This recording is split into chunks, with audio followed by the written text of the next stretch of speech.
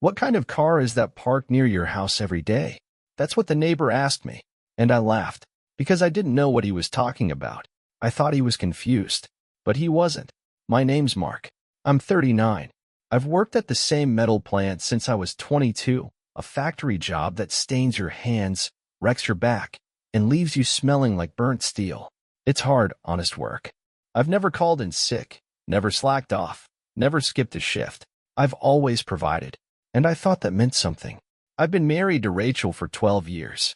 She's 35, used to be a cashier, then a receptionist at a clinic, but the past couple years, she stopped working, said the stress got too much, said her anxiety was flaring up again. I said, take your time. I'll cover us. I'll work the overtime. I'll carry the load, because that's what a man does when he loves his wife. Then Kyle, from 2 blocks over, says to me, "Hey man, you get a new ride or something? Seen this long black car parked by your place. Nice one. Tinted, real clean. Thought maybe it was yours." I just shook my head. "Nope, not mine." He shrugged. "Weird. It's there all the time." A couple days later, Mrs. Delaney, our neighbor who waters her flowers like it's a religion, asks if my cousin or brother's visiting. Says she keeps seeing a guy in a business-looking car pull up, stay for an hour or so, then drive off. Always around the same time, a little after lunch. I don't have a brother, and I don't know anyone with a car like that. That's when it started eating at me. Her texts, her vague replies. Always resting, watching a show, lying down. It was too polished, too clean. I couldn't stop thinking about it. So I made a decision. Friday, I told the foreman I had a dentist appointment. Left the factory at noon. Walked the last 3 blocks so no one saw me coming. And that's when I saw it. Parked 2 houses down from mine. Long black, tinted. Just sitting there with the engine purring low. I didn't go in. I crossed the street and stood behind a tree, heart racing. My boots felt too loud on the pavement. I kept my eyes on the door. 10 minutes passed. Then the door opened. Rachel stepped out. She was wearing a dress I hadn't seen in years. Blue, tied around the waist. Hair curled, makeup done. She looked beautiful. Not sick, not tired. Beautiful. She laughed at something. And then he followed. Tall, broad-shouldered, young, smiling at her like they were on a date. She smiled back. He touched her hand, and she let him. Then he kissed her slow, familiar, and she kissed him right back. I stood there with my lunch pail in my hand, sweat running down my back. They got in the car and drove off. I walked inside like a man walking into someone else's house. Everything looked too clean. The couch pillows fluffed. 2 coffee mugs on the table, one with her lipstick. The house smelled like her perfume. I didn't sit down. I didn't cry. I just stood there. I didn't know how long it had been going on, but I knew this wasn't the first time, and I knew I couldn't ignore it anymore.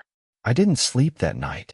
I lay on the couch with the lights off, staring at the ceiling fan as it spun slow above me. I kept replaying it in my head, the way she stepped out the door smiling, how she leaned into him like it was second nature, how clean everything was when I came inside, like they had time, like this wasn't a mistake but a routine. Rachel didn't notice I'd been there. She texted me around 5, asked if I could grab milk on my way home. Smiley face. Just another day. She got home around 6:30. Said traffic was awful. Gave me a kiss on the cheek and asked if I'd eaten yet. She even made dinner, pasta, salad, the kind of meal she used to make when we were still trying. I sat across from her at the table, watching her talk about some Netflix show she started, nodding like everything was fine, like she hadn't just kissed another man 3 hours ago. That's when I realized something I hadn't let myself say out loud yet. She's not mine anymore. I used to know everything about her, what made her laugh, how she liked her coffee, the little crease that formed between her eyebrows when she was pretending to listen. But tonight, none of that felt real. She felt like a stranger wrapped in something familiar. She asked how work was. I said, fine. That's all. One word.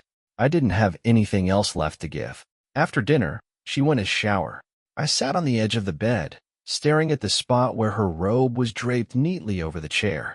My hands were shaking, not with rage. Not yet. Just with that quiet kind of grief that hits when you realize the person sleeping next to you doesn't love you the way you love them. I thought about confronting her, about laying it all out right there, the car, the kiss, the lipstick on the mock. But something in me said wait. I needed more. not to punish her, not even to prove it, but because part of me still hoped I was wrong, that maybe there was an explanation, something I'd missed, something I misunderstood. So I waited. Over the next week, I watched her closer than I ever had. Her mood was lighter. She hummed when she folded laundry. She stayed in the bathroom longer getting ready. Wore perfume again. Not the old stuff, but something sweeter, sharper, like she was trying to impress someone. I noticed she checked her phone more often, then flipped it face down when I got near. She stopped asking how my day was. Stopped sitting next to me on the couch. Stopped touching me altogether. I started leaving work early once or twice a week, just a few hours. Said the machine was down, or my shift got cut. Each time I came back, I took a different route, tried not to be seen, and every time, that same black car was there. Same spot, same routine. He never stayed more than an hour. Always midday, always when she thought I was locked into the factory until 6. One day, I saw them through the window. I was across the street, behind a fence, barely breathing. They sat on the couch, close, knees touching. He kissed her neck. She laughed, tucked her hair behind her ear, leaned into him like it was nothing, like they did it all the time. She looked happy, happier than I'd seen her in months. And I realized something even worse than betrayal. She never looked at me like that anymore. The hardest part wasn't seeing her kiss him. It was seeing her glow after, like something inside her lit up and stayed on for hours. She moved different, talked softer, walked lighter, and I'd sit there watching, pretending not to notice the change in her eyes when she looked at her phone, pretending I didn't see her smile at messages I wasn't getting. It felt like I was living with a ghost, hers. A version of her I used to know, who used to sit close and ask me what I wanted for dinner, who'd wait for me on the porch when my shift ran late just to say hi, just to be near me. That version was gone. Now I was living with the shell. Every day, I thought maybe she'd slip. Maybe she'd say his name or slip up on the timing. But she was careful, polished, always had an answer, always had a reason. She started caring about how the house looked again. Clean counters, vacuumed floors, candles burning in the afternoon. I should have been grateful, but all it did was remind me of what I wasn't seeing, the way she prepared for him, not for me. And the lies. God, the lies. They came so smooth. I'm just going for a walk. I think I'll take a nap today. Do you mind if I visit my sister next week? Always soft, always sweet, always timed just right. I stopped answering, just nodded. She never pressed. One afternoon, I left work early without planning to. The machine shut down for maintenance, and I figured, why not? I walked home slow. No rush, no reason to expect anything. But as I turned onto our street, I saw the car. Parked across the lane, engine off, driver still inside. It was him. Alone. No Rachel. He looked bored. Just scrolling on his phone, one hand on the wheel. Like this was routine. Nothing exciting. Just a pit stop. I stood on the corner and watched him for maybe 10 minutes. He didn't see me. He had no reason to look. Why would he? To him, I was no one. Eventually, he leaned over, opened the glove box, pulled out what looked like a receipt or card. He read it, nodded, then opened the door and stepped out. Stretched his arms like it was just another day. And then he walked toward my house like he'd done it 100 times. I didn't move. I didn't shout. I didn't go charging in. I just watched him walk up to my front door, knock once, and step inside without waiting, like he knew it would be unlocked, like he lived there. And then I turned around. Didn't go in. Didn't follow. I walked back toward town, toward nothing. I ended up on a bench outside the hardware store, staring at my hands. They were calloused, dirty, cracked from grease and heat. I've spent the last 17 years building, fixing, carrying. Every scar on my skin is for this life, for her. And now some guy with perfect teeth and a shiny car could just walk in and take what I spent over a decade protecting. That night, I didn't say a word. She came home around 5:30, said she'd just run some errands, smiled like it was any other day, kissed me on the head and asked if I wanted tea. I nodded. She made it. We drank in silence. And I realized something terrifying. She wasn't even trying to hide it anymore. Because she thought I'd never leave. Because I'd never made her believe I could. The next morning, I looked at her differently. Not with anger. Not even with heartbreak. Just with silence. That quiet kind of watching you do when someone thinks they've fooled you, but you're already a step ahead. She made breakfast like always. Toast, eggs, a little fruit. She hummed to herself while the kettle boiled. The same song she used to hum when we first moved in. And I realized it wasn't nostalgia. It was habit. She was playing her part, and I was done pretending I didn't notice. I left for work without kissing her goodbye. First time in 12 years. She didn't comment, just said, "Have a good day," like it meant nothing. And maybe it did. Maybe it always did. At the factory, I couldn't focus. Every clang of metal felt too loud. Every break felt too long. My mind kept drifting to that car, that man, the way he walked into my house like it was his. My coworkers joked around, but I didn't join in, didn't smile. I just nodded, lifted, welded, moved on. By noon, I was in the locker room, staring at the inside of my lunchbox like it held some kind of answer. I hadn't eaten in 2 days. Didn't even feel hungry. Instead of going back to the line, I stepped out, lit a cigarette I didn't really want, watched the smoke curl toward the sky, and then I made a choice. I wasn't going to sit around waiting for the truth to land in my lap. I wasn't going to play the fool in my own life. I was going to find out everything, on my terms. That night, I waited until she went to bed. She falls asleep fast these days. Another thing I've noticed. No good night. No arm draped over my chest like she used to. Just a quiet turn and steady breathing. I went through her phone. Not proud of it, but I had to know. Of course it was locked, but I'd seen her swipe it open 100 times. 3 tries. Third one worked. There wasn't much in her messages. She was careful. Deleted things. Cleared histories. But her call log told a story. One number repeated again and again. Midday calls. Short ones. Some longer. Always between noon and 2. I copied the number. Searched it online. Nothing came up directly. Probably a burner. Or maybe he's just not dumb. But I kept looking. She had a folder in her gallery labeled Screenshots, tucked way at the bottom. I opened it. Half of it was makeup products and memes. But one screen grabbed me by the throat. A map. Directions from our house to a small motel on the edge of town. One I'd passed 100 times and never noticed. Just a pin, a time, a date. A Tuesday, 2 weeks ago. That same Tuesday, she told me she had a headache and was going to rest. I closed the phone and sat in the dark. The rage wasn't loud. It didn't explode. It just sat there, steady and boiling, like a pot left too long on the stove. The next day, I left work early again. Didn't even ask. Just walked out. I didn't go home this time. I went to the motel. The guy at the front desk looked about 19. Tired eyes. I said I was looking to book a room for next week. Maybe surprise my wife. Gave Rachel's name casually. He clicked around on the keyboard. Already a reservation under that name, he said. She comes in on Thursdays. I blinked. Every week. He nodded. Yeah. Same room. I smiled like it meant nothing. Thanked him. Walked out slow. But inside, I was shaking. It wasn't just emotional anymore. It was physical. I felt it in my chest, in my jaw, in my fists. Thursday. That's tomorrow. And I knew exactly where I'd be. Thursday came like a storm building all week. I didn't sleep the night before. Just lay there, listening to her breathe beside me, counting the seconds between each inhale like I was trying to memorize the rhythm of a lie.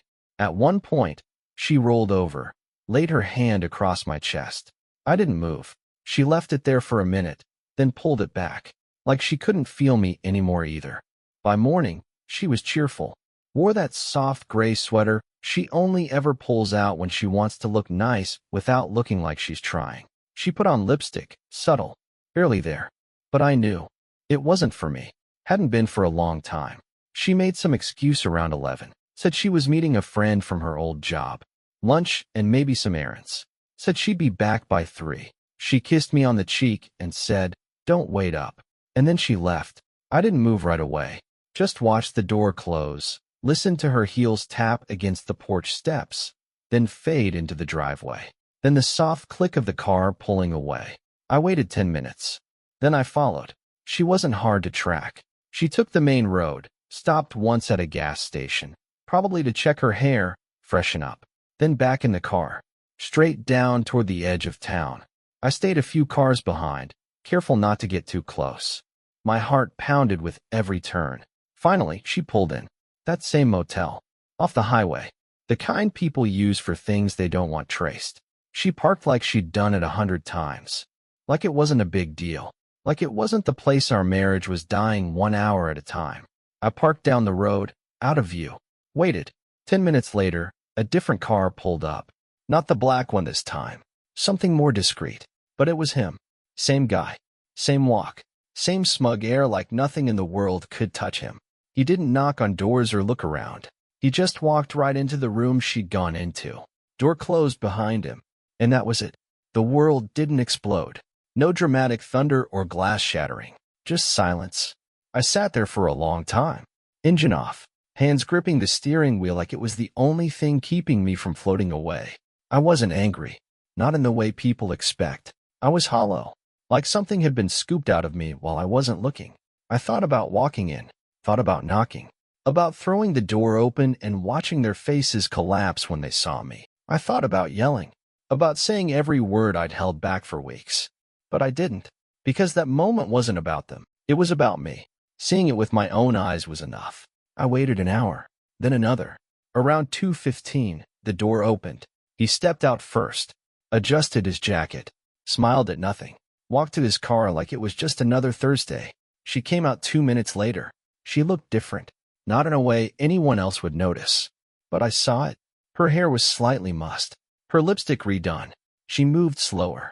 Softer. Like she was still carrying him on her skin.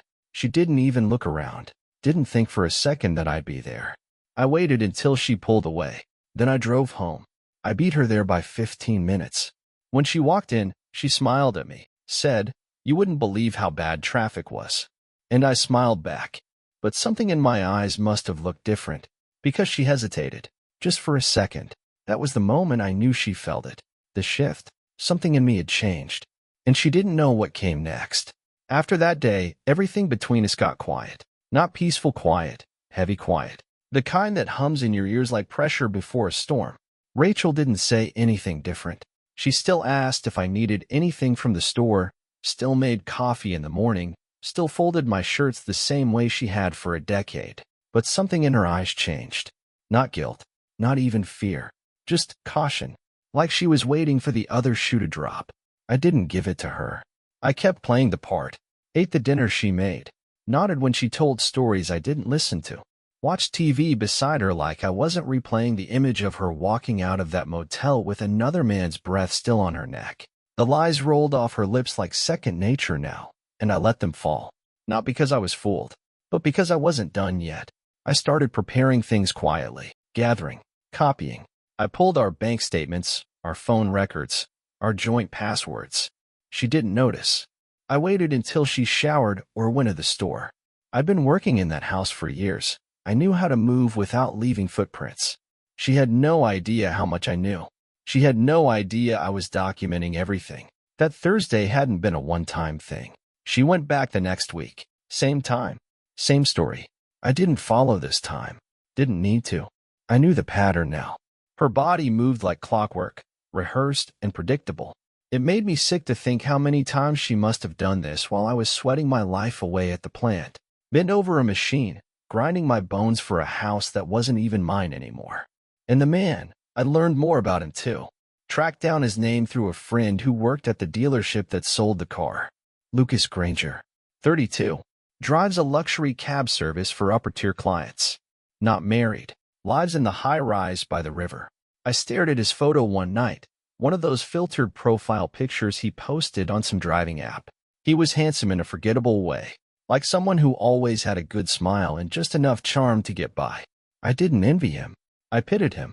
He didn't know who I was yet, but he would. Rachel started getting jumpy by the end of the second week. She noticed I wasn't asking questions anymore. That I didn't look her in the eye much. That I barely touched her. One night, she asked if I was okay. I just said I was tired. She didn't push. But her eyes kept watching me like I was a glass left on the edge of the table. Too close to falling. The silence turned into distance. And the distance turned into dread. One night, while she slept, I stood by the window and watched our porch light flicker. I'd been meaning to fix it for weeks. It was a small thing, but it felt like everything, that dim, dying light outside a house full of lies. The next morning, I bought a hidden camera. installed it in the corner of the living room. She'd never know. And when he came again, I'd have it. Proof. Not for her. For me. So that when it was time to end this, I'd never doubt what I saw. I'd never second guess. I'd never let her twist the truth. I wasn't just planning now. I was preparing for war. The camera was small. No bigger than a coin. Black. Silent. Motion triggered. I installed it behind the bookshelf in the living room. Angled just right, facing the couch, part of the hallway, and the front door. Took me less than 10 minutes. Rachel was out shopping. I knew exactly what time she'd be back. She didn't notice a thing. That night, I tested it, played back a few clips. Sound came through. Clear. Her footsteps. Her laugh. Even the way she sighed when she thought she was alone. It worked. So I waited. I didn't have to wait long. 3 days later, she told me she was going out with Hannah. Said they were doing brunch and maybe walking the trails. I nodded, told her to take her time. She smiled. Left around 11:20. By noon, the car was back. I didn't follow this time. I didn't need to. I stayed in town, grabbed coffee, walked around like it was a normal Saturday. I could have been anyone, just a man out enjoying his weekend. But I wasn't. I was counting down minutes. When I got home later, the house was quiet. Smelled like citrus cleaner and her perfume. I walked straight past the couch, into the bedroom. Her robe was tossed over the chair. The bathroom fan still running. She was in the shower. I didn't say a word. Just sat on the bed and pulled out my phone. Opened the camera app. Watched the footage. And there he was. Lucas. Walking in like he lived there. Rachel met him at the door. Same dress from 2 weeks ago. Low neckline. Lipstick already on. She didn't even look nervous. Just happy. Relaxed. They sat on the couch. Close. She poured wine. They laughed. And then, right there, she kissed him. Pulled him in like it was muscle memory. No hesitation. No guilt. His hand slid under her dress. I stopped watching. I didn't need more. I knew everything I needed to know. She came out of the shower 20 minutes later. Hair wet. Towel wrapped. She smiled when she saw me. You're home early. I looked up. Yeah. She waited. Maybe she was testing the waters. Seeing if I'd break. I didn't. Just smiled. You want to do something tonight? She asked. Maybe a movie. Sure. I said. I saw it in her eyes, confusion. Like she didn't know if she was safe or one wrong word from the ground collapsing. She didn't know the camera was still rolling. She didn't know I'd stopped being her husband 2 hours ago. I didn't sleep much that night.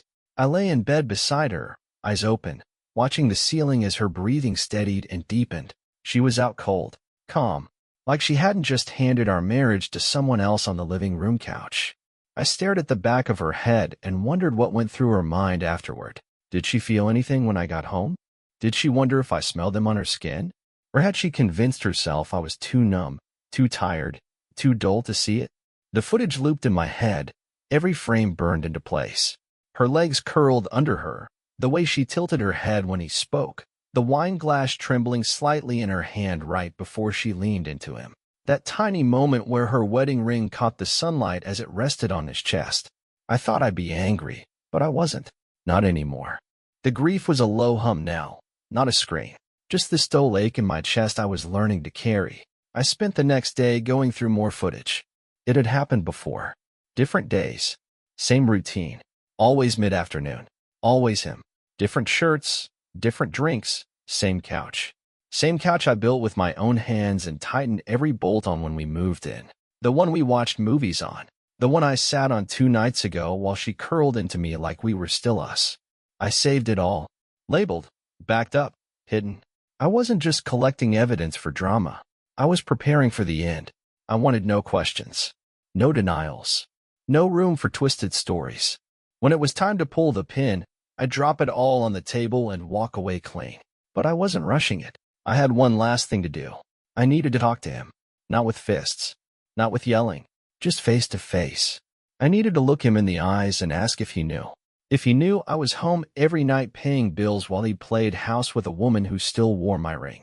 So I followed him after one of their meetups. Waited down the road until he left, then tailed him through traffic to the nicer part of town. He parked near a tall, glass apartment building with valet service and balconies I couldn't afford even if I worked 20 more years. I didn't get out. Just watched. He walked like he didn't know the world anything. I wondered if he even knew her last name. Back home, she was cooking dinner. Chicken, roasted potatoes, that same salad she always makes when she's pretending everything's fine. She asked about my day. I said, same as always.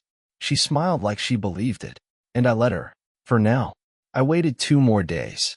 I didn't touch her. Didn't ask where she was going. Just let her move through the house like she hadn't shattered it from the inside. And she played her part perfectly, gentle, sweet, occasionally too quiet. Like she sensed the ground shifting beneath her but didn't know which way to run. Friday morning, she left for a hair appointment. It was always something now. Hair, errands, lunch with old friends who never existed. I gave her a kiss on the cheek before she walked out. Her smile twitched. Maybe she felt it. That chill behind my calm. That distance she couldn't measure. I didn't follow her this time. I went straight to him. Lucas. Found him leaving his apartment just after noon. He was wearing sunglasses, phone in one hand, coffee in the other. Looked like he had a good night's sleep. I pulled my truck into the lot, got out, stood right in his path. He didn't recognize me at first. Can I help you? He said, tilting his head like I was a stranger asking for directions. You've been seeing my wife. His smile cracked. What? Rachel. You've been sleeping with Rachel. That's my wife. He froze, stared at me like he couldn't process it. Then something flickered in his eyes, recognition, then discomfort, then a kind of lazy arrogance I wanted to punch straight off his face. Man, I didn't know she was married. Don't lie. He raised both hands. I swear. She never mentioned a husband. Said she was living alone. Divorced, actually. I believed him. And somehow, that made it worse. She wasn't just betraying me. She was erasing me. Stay away from her, I said. Or next time, we're not talking. He didn't answer. Just nodded once, slow, cautious. I left without looking back. When I got home, she was already there. Kitchen clean, candles lit. Like she'd spent the afternoon making things look right. Her phone was on the counter, face down, like always. She asked if I wanted dinner. I said, no. She looked up. Everything okay? I stared at her. That same face I used to see in every dream. Now just a mask I couldn't trust. We need to talk. Her smile dropped. That was the moment she knew. She wasn't in control anymore. She sat down slowly, like she already knew what was coming. She didn't ask what it was about. Didn't try to fill the silence. Just waited. That alone told me everything. She wasn't confused. She was bracing. I looked her straight in the eye. I know, Rachel. She blinked. Know what? I know about the man, the car, the motel. I've seen the footage. Her mouth opened, but nothing came out. Just a breath, like she'd been punched in the stomach. I let it sit there. I didn't rush. I wanted her to feel it fully, the end landing right in her lap. I know his name. I know where he lives. I talked to him. She looked down, hands trembling slightly, lips parted. She wasn't crying. Not yet. Not enough guilt for that. How long? I asked. She swallowed hard. A few months. I nodded. So the whole time you've been looking me in the face, telling me you're just tired, you've been seeing him. I didn't mean for it to happen, she said, voice shaking now. It just, don't insult me with that. It didn't just happen. You planned this. Repeatedly. She covered her mouth like she might be sick, or maybe to stop herself from saying something worse. The shame on her face wasn't enough. It never would be. Why? I said. That's what I want to know. Why him? Why lie? She looked at me, eyes wet now, voice thin. I felt invisible. I don't know. He made me feel, wanted, like I still mattered. I gave you everything, I said. Every damn thing I had. I know. She said it like it broke her, but not enough to stop. I stood up, pushed a folder across the table. Inside, screenshots, call logs, timestamps, copies of everything I'd gathered. Proof. Unshakable. Her hands hovered over it. She didn't open it. I'm not going to scream, I said. I'm not throwing you out tonight, but I want you to start packing. Tomorrow, we're done. She stared at the folder, like it was a coffin she didn't expect to see so soon. Mark, please. No. She flinched at the way I said it. I let you lie to me for too long. I let you sit beside me every night pretending. But it's over now. You can go be whoever you want with it, but not while you're standing in this house. Not while you're wearing that ring. Her hand went to the ring like she forgot it was even there. I left her at the table. didn't look back. And for the first time in months, I didn't feel powerless. I felt done. She didn't sleep in our bed that night. I don't know if it was guilt or fear, but she stayed on the couch. I heard her moving around at 3 a.m., whispering into the phone, pacing. Maybe she was talking to him, maybe to no one. I didn't care. I slept, not well, but deeper than I had in weeks. In the morning, she didn't say anything, just moved around the kitchen like a tenant. Not a wife, not anymore. She didn't even try to pretend. Her face was pale, sunken. I watched her stare at her hands like she didn't know what to do with them. I told her she had 3 days to find somewhere else.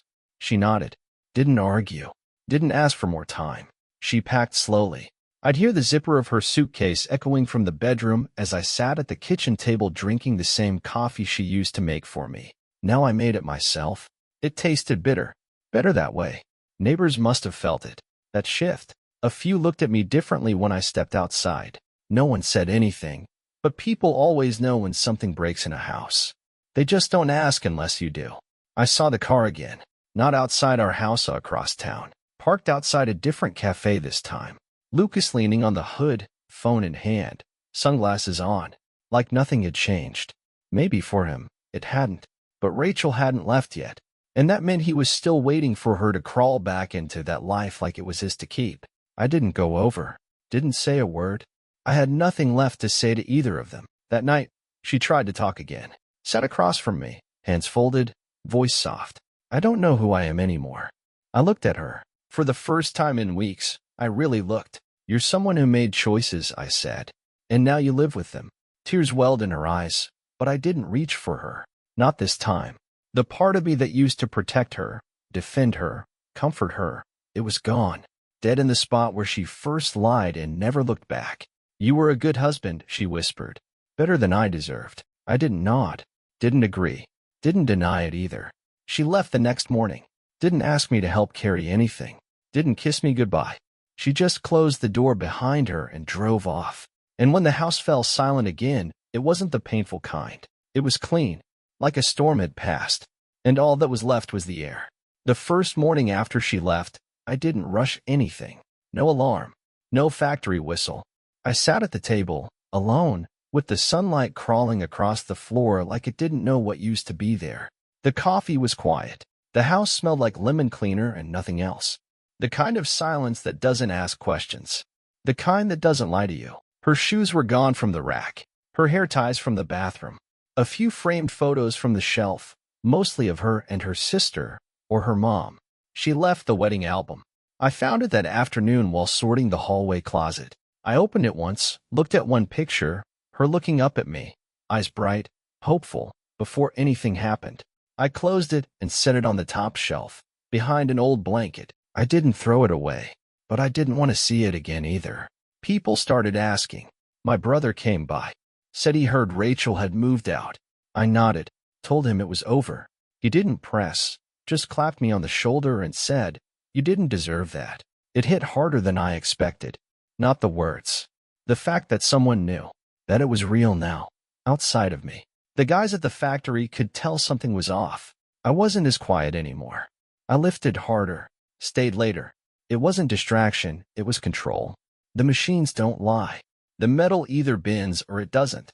That kind of certainty felt like a blessing. I didn't see her again for weeks. One day I got a text, a short one. "I hope you're okay." I didn't answer. She'd made her choice. Lucas? I don't know. Maybe they're together. Maybe not. But it doesn't matter anymore. The man who used to wonder where she was, who she was with, what she was hiding, that man's gone. He left the night I watched her step into that motel room and didn't look back. I thought I'd feel broken after all this. But I don't. I feel clearer. Not happy. Not yet. But solid. I started fixing up the house. Nothing major. Just small things. The porch light. The bathroom sink. I repainted the hallway. Bought new curtains. Moved her candles to a box in the shed. It's not about revenge. It's about reclaiming space. A few weeks ago, I started walking every night. No music. No phone. Just air. Just sky. It helps. Sometimes I pass that spot where her car used to be parked. That black taxi used to wait there like it had a right to. It's gone now. And I'm still here.